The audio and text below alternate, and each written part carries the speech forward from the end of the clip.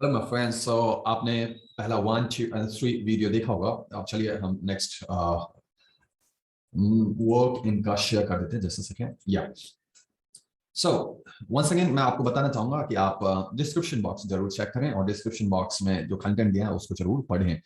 Okay, सो आज हम बात करेंगे अ फेयरवेल टू आर्म्स 1929। ये जो नॉवल है ये फर्स्ट पर्सन नरेशन में रखा गया है इसको। और फ्रेडरिक हेनरी जो लेफ्टिनेंट हैं कहाँ पे, इटालियन आर्मी के एम्बुलेंस ट्रुप में, वो यहाँ पे मेन कैरेक्टर हैं, लीड कैरेक्टर हैं। Novel is a love story of an American expatriate. Expatriate का मतलब जो है आपका कि एक ऐसा व्यक्ति जो अपने कंट्री से बाहर रह रहा है। ओके, और फ्रेडरिक हेनरी एंड कैथरीन इसमें इनके बीच का लव स्टोरी है। अब देखते हैं कि क्या होता है। Love affairs is shown against the backdrop of the world war one. तो वर्ल्ड वॉर वन जब चल रहा था तो वहां पे जो ये इटालियन आर्मी में एम्बुलेंस ट्रूप रेड क्रॉस की तरफ से वहां पे भाग लेते हैं। The title has been taken from George Peele's poem, जो अब यदि जॉर्ज पील का जो पोएम है वहां से टाइटल लिया गया है। और जो जॉर्ज पील हैं वो यूनिवर्सिटी ऑफ विट्स के मेंबर माने जाते हैं। इससे कई बार क्वेश्चन पूछा जाता है तो आपको पता होना चाहिए कि जो यूनिवर्सिटी ऑफ विट्स है तो इसमें जो इंग्लिश प्ले राइट जिन्होंने ऑक्सफोर्ड और कैम्ब्रिज यूनिवर्सिटी से पढ़ाई किया हुआ था तो उनके नाम आते हैं एक्चुअली। और इनमें जो मेन है जैसे क्रिस्टोफर मार्लो है, रॉबर्ट ग्रीन है, थॉमस नैश है जिन्होंने कैम्ब्रिज से पढ़ाई किया है, जबकि जॉन लिली हैं, थॉमस लॉज हैं, जॉर्ज पील हैं, इन्होंने ऑक्सफोर्ड से किया है। तो ये भी एक इंपॉर्टेंट चीज है जो आपको पता होना चाहिए क्योंकि यहाँ से क्वेश्चन पूछे जाते हैं। खैर, तो ये जो उन्होंने टाइटल लिया है वो जॉर्ज पील के पोएम से लिया हुआ है। और स्टोरी जो है डिवाइडेड है 5 भागों में। ये मैं आपको शॉर्ट पॉइंट्स दे रहा हूँ जो कि काफी इनफ रहेंगे आपके लिए। बाकी स्टोरी मैं एक बार हिंदी में पढ़ देता हूँ और नीचे भी आपको डिस्क्रिप्शन बॉक्स में मिल जाएगा। Henry meets Catherine Barkley and an English nurse, जो कि एक इंग्लिश नर्स हैं। इंग्लिश नर्स का मतलब हो गया कि वो ब्रिटिशर्स होंगी। Okay, he gets a wound in the knee through mortar। तो मोटा जो दुश्मन है जो मोटा दाग रहे हैं तो उसके वजह से इनके घुटनों में क्या हो गया है, जख्म हो गया, चोट लग गया। he is sent to a hospital in Milan। उनको मिलान के एक हॉस्पिटल में भेज दिया जाता है। Catherine became pregnant, she gave birth to a son। और उसके बाद स्टोरी के एंड में क्या होता है वो भी हम जानेंगे। तो चलिए यहाँ पे तो इंग्लिश में दिया है और जब इन केस आप पीडीएफ लेते हैं so you will get this one also. अब यहाँ पे हिंदी में मैं आपको ये पढ़ देता हूँ और ये डिस्क्रिप्शन बॉक्स में भी आपको मिल जाएगा क्योंकि वहाँ लिमिटेशन रहता है तो वहाँ पे स्टोरी को थोड़ा एडजस्ट करना पड़ता है। वेल, लेफ्टिनेंट फ्रेडरिक हेनरी एक युवा American ambulance first world war के दौरान इटालियन सेना में सेवारत हैं और वो एम्बुलेंस चलाते हैं। उपन्यास की शुरुआत में जब नॉवेल स्टार्ट होता है युद्ध सर्दियों की शुरुआत के साथ हेनरी इटली के दौरे की व्यवस्था करते हैं, यानी इटली की तरफ चले जाते हैं। अगले वसंत अपनी वापसी पर हेनरी कैथरीन बार्कले के पास ब्रिटिश अस्पताल में एक नर्स, जो कि एक नर्स हैं, अपने दोस्त रिनाल्डी से मिलते हैं। ओके, तब इनका फर्स्ट टाइम कैथरीन से मुलाकात होता है अपने फ्रेंड रिनाल्डी के थ्रू। रिनाल्डी हालांकि कैथरीन और हेनरी से शामिल हो जाने से जल्दी फेड हो जाता है। तो वेल, स्टार्टिंग में तो कहीं ना कहीं जो रिनाल्डी हैं और कैथरीन हैं वो एक अच्छे फ्रेंड हैं और उतना डिटेल में नहीं है कि किस हद तक रिलेशनशिप में है। लेकिन क्योंकि कैथरीन अब धीरे धीरे फ्रेडरिक हेनरी के करीब आती हैं तो रिनाल्डी का इन दोनों के बीच से गायब हो जाना भी दिखता है यहाँ पे, क्योंकि उसके बाद उनका कोई डिस्क्रिप्शन नहीं दिया गया है तो जल्दी इन दोनों के बीच से गायब हो जाते हैं। अपने मंगेतर की हाल में हुई मौत पर दुखी कैथरीन प्यार के लिए तरसती है और जब हेनरी युद्ध के मैदान पर घायल हो जाते हैं तो उसे ठीक होने के लिए मिलान के एक अस्पताल में, जैसे हमने पढ़ा है, लाया गया है। कई डॉक्टर सलाह देते हैं कि वह 6 महीने तक बिस्तर पर रहें और फिर उसे घुटने का एक आवश्यक ऑपरेशन किया जाए।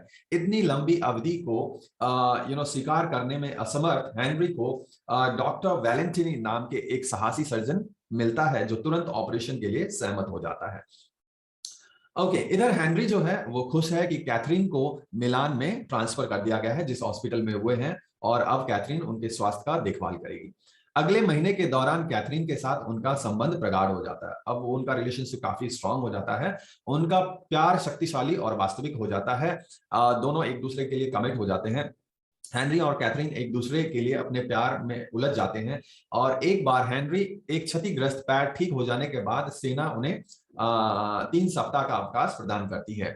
अब उनका पैर ठीक हो गया है, 3 सप्ताह का उन्हें छुट्टी भी मिल जाता है, जिसके बाद उसे मोर्चे पर लौटने के लिए बोला जाता है। अब 3 हफ्ते का जो छुट्टी है, तो 3 सप्ताह की छुट्टी के बाद अब उनको वापस भी जाना है। वह कैथरीन के साथ एक यात्रा की योजना बनाने की कोशिश करते हैं, जो उसे बताती हैं, अब कैथरीन उन्हें बताती हैं कि अब वो प्रेग्नेंट हो चुकी हैं। तो अगले दिन हेनरी क्या करता है, को पीलिया का पता चलता है और अस्पताल की अधीक्षक मिस वैन कैंपेन ने उस पर अत्यधिक शराब पीने के माध्यम से इस बीमारी को अपने ऊपर लाने का आरोप लगा दिया कि आप बहुत ज्यादा ड्रिंक करते हो, इस वजह से आपको ऐसा हुआ है। जबकि कैथरीन ने बताया कि वो प्रेग्नेंट है और हेनरी अब उनके साथ कहीं और जाना चाहते हैं।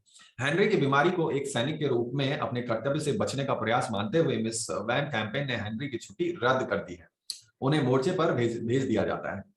हेनरी मोर्चे की यात्रा करता है, जहां इटालियन सेना रोजाना जमीन और जनशक्ति खो रही है और हेनरी आने के तुरंत बाद बमबारी शुरू भी हो जाता है। इधर मतलब कि इटालियन आर्मी हार रही है और हेनरी जो है वहां से चले आते हैं। और हेनरी वहां पे और भी वॉर में और भी कई कंफ्यूजन थे, क्योंकि इटालियन आर्मी के आपस में कंफ्यूजन हो जाने के बाद ये सारा चीज स्टार्ट हो जाता है और वहां बमबारी भी शुरू हो चुकी है। ओके, जब यह शब्द आता है कि जर्मन सेना इतालवी लाइनों को तोड़ रहे हैं, तो मित्र देशों की सेना पीछे हटने की तैयारी करती है। जब इससे पहले के वीडियो में आप पहले उससे पहले जाइएगा, पार्ट 1 में आपको मैंने बताया कि वर्ल्ड वॉर में कौन कौन सी कंट्री एक दूसरे के साथ लड़ रही थी, वो एक बार चेक कर लें ताकि इन स्टोरीज को समझने में आपको हेल्प मिलता है। हेनरी एम्बुलेंस ड्राइवरों की अपनी टीम को खाली करने वाले सैनिकों के स्तंभ में ले जाता है और पुरुषों ने 2 इंजीनियरिंग हवलदार, जो कि एक रैंक है, एक छोटा रैंक है और आर्मी के अंदर। सो पुरुषों ने 2 इंजीनियरिंग हवलदार और 2 भयभीत युवा लड़कियों को रास्ते में उठाया। हेनरी और उसके ड्राइवर तब स्तंभ छोड़ने, यानी कि जो टेंट है छोड़ने और माध्यमिक सड़कों को लेने का फैसला करते हैं, जो वो मानते हैं कि तेज होगा, कि हम यहाँ से कि भाई यहाँ से हम जाएंगे तो हम जल्दी पहुंच सकते हैं। जब उनका एक वाहन कीचड़ में फंस जाता है, तो हेनरी 2 इंजीनियर को वाहन मुक्त करने का प्रयास करने में मदद करने का आदेश देता है कि भाई आप हेल्प करो ताकि ये गाड़ी निकल सके। जब उन्होंने मना किया तो उनमें से एक को गोली मार दी जाती है। चालक दूसरे ट्रकों में तब तक चलते हैं जब तक वे फिर से फंस नहीं जाते। अब वो दोबारा फंस गए हैं, वे युवा लड़कियों को विदा करते हैं और पैदल चल देते हैं वहां से। जैसे ही वे मार्च करते हैं, इटालियन सेना के आसानी से भयभीत रिटायर्ड गार्ड द्वारा ड्राइवरों में से एक को गोली मार दी जाती है और अन्य ड्राइवर खुद को आत्मसमर्पण करने के लिए आगे बढ़ते हैं, जबकि हेनरी और शेष चालक एक फार्म हाउस में शरण ले लेते हैं। जब वे अगले दिन रिट्रीट में फिर से शामिल हुए तो अराजकता फैल जाती है। इटालियन हार से नाराज सैनिकों ने कमांडिंग अधिकारियों को हाथापाई से खींच लिया और उन्हें देखते ही मार डाला। अब देखिए, ये आपस में लड़ रहे होते हैं और उनकी सेना हारने लग जाती है। तो हेनरी क्या करते हैं कि इन परिस्थितियों को छोड़ के फिर वो आ जाते हैं। युद्ध पुलिस ने हेनरी को पकड़ लिया क्योंकि वो फ्रस्ट्रेटेड हो जाते हैं कि भाई ये आपस में ही लड़ते रहते हैं। पकड़ लिया, जो नदी में जाता है और गोता लगा लेते हैं। तो अब वो हेनरी जब पकड़े जाते हैं तो एनी हाउ वो बचने के लिए नदी में गोता लगाते हैं और एक सुरक्षित दूरी पर तैरने के बाद हेनरी मिलान के लिए एक ट्रेन में सवार हो जाते हैं। वह एक टार के नीचे छिप जाते हैं जो तोपखाने को कवर करता है, यह सोचकर कि युद्ध के प्रयासों के लिए उसके दायित्व खत्म हो गए हैं और कैथरीन में उसकी वापसी का सपना देख रहे हैं। कि अब वो सोचते हैं कि भाई इस वॉर में लेने से पार्टिसिपेट करने से कोई फायदा नहीं है और बेहतर है कि मैं अपना लाइफ कैथरीन के साथ आगे बढ़ाऊं। हेनरी स्ट्रेसा शहर में कैथरीन के साथ फिर से मिलते हैं। वहां से दोनों स्विट्जरलैंड में सुरक्षित बच निकलते हैं। एक छोटी उधार वाली नाव में पूरी रात वो नौकायान करते हैं, यानी कि पूरी रात उस नाव में वो रहते हैं और फिर मतलब कोशिश करते हैं कि जल्दी से जल्दी वहां से उसको रिवर को क्रॉस करते हुए आगे बढ़ जाए। वे मॉन्ट्रो नामक एक सुंदर अल्पाइन शहर में खुशी खुशी बस जाते हैं और युद्ध को हमेशा के लिए पीछे छोड़ने के लिए सहमत हो जाते हैं। अब वो पार्टिसिपेट नहीं करना चाहते हैं, वो अपना लाइफ जीना चाहते हैं। हालांकि हेनरी कभी कभी मोर्चे पर पुरुषों को छोड़ने के लिए अपराध बोध से ग्रस्त हो जाते हैं। उन्हें लगता है कि कभी कभी उन्हें ऐसा भी लगता है कि मैंने बीच में युद्ध को छोड़ दिया है, तो ऐसा गिल्ट वाली फीलिंग भी आती है उनको। लेकिन दोनों एक सुंदर शांतिपूर्ण जीवन जीने में सफल होते हैं। जब वसंत आता है तो दंपति लाजेन चले जाते हैं ताकि वे अस्पताल के करीब हो सकें। तो क्योंकि कैथरीन प्रेग्नेंट थी और बच्चे को जन्म देना है। एक सुबह कैथरीन को प्रसव असाधारण रूप से दर्दनाक और जटिल हो जाता है, तो उनको पेन होने लग जाता है और कैथरीन एक मृत बच्चे को जन्म देती हैं। तो कैथरीन का जो बच्चा है वो मृत है जन्म के समय, और बाद में जो कैथरीन है उनका भी एक्सेसिव ब्लीडिंग होने की वजह से मौत हो जाता है। हेनरी उसके जाने तक उसके पास रहता है, और जब दोनों की डेथ हो जाती है, उनके बच्चे की और उनके पत्नी की, वह अलविदा कहने का प्रयास करते हैं लेकिन नहीं कह सकते हैं। और यही कहीं ना कहीं आपके टाइटल को कनेक्ट करता है। वह बारिश में अपने होटल वापस चले जाते हैं। तो ये आपने एक और इनका वर्क देखा, और आप चैनल को जरूर सब्सक्राइब करें ताकि आपको ज्यादा से ज्यादा नोटिफिकेशन टाइम से मिल जाए, और डिस्क्रिप्शन बॉक्स को जरूर चेक करें। आगे हम देखते हैं Old Man and the Sea. Thanks so much.